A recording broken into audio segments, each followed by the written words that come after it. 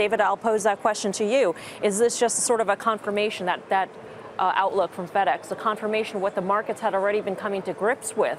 I think the market is actually a little bit too worried about the global outlook. I mean, FedEx obviously has a lot of visibility, and they certainly will be very negatively affected by trade wars. So I don't blame them for talking aggressively about policy decisions and the need to get to trade truce.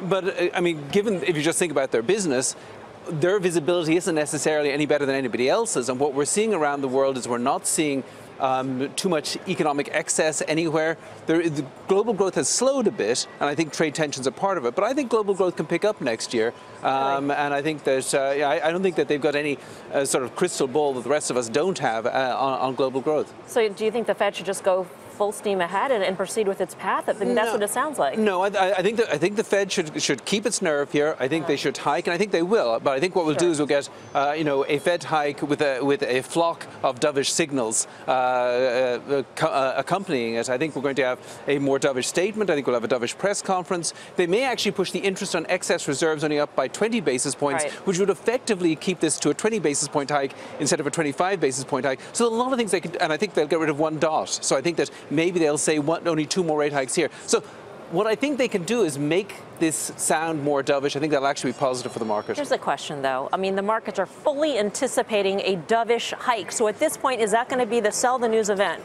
in the markets? I don't think so. I think it is actually going to be a buy the news event, because I think the market has been so overdone. I think the market has been so overreacted, so oversold. I think it's found a little bit of support right here, and I think that it was a sell the rumor, buy the fact kind of event. I think is what you're going to see. Look, the market's holding right in here today. My sense is, depending on how he says it or how people, it's really going to be how people interpret it, right? They're going to want to listen, they're going to digest it and pull it apart. But I agree with David. I think that they're going to raise today. I think they're going to go, I think they had 3 hikes for 2019. I think they're going to pare that back to 2. I think if he pares it back to 1, the market absolutely takes off. But I don't think he's going to come out and say that specifically. I think he's going to leave the door wide open and give himself a lot of wiggle room in 2019. David, how weak do you think the global economy, how weak does it have to be to really slow down the U.S.?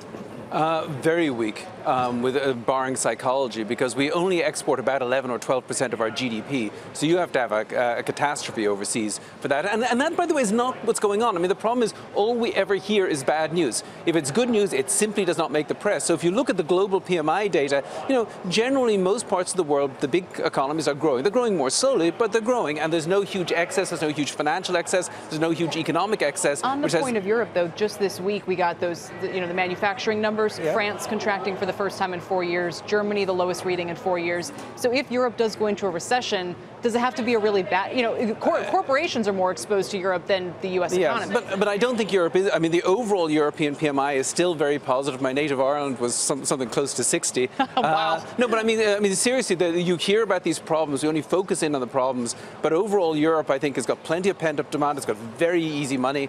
I think Europe will do better next year. Look, Mario Draghi came out on Friday and announced that he's pulling back on QE, right? So if he was really concerned about where the European economy was, would he have been a little bit more dovish? I mean, he was very clear to us. He's pulling it. That's it. The end of the month, it's over. And so my sense is, I agree with David. I don't think that the European economy is nearly as gloomy. What about what FedEx said?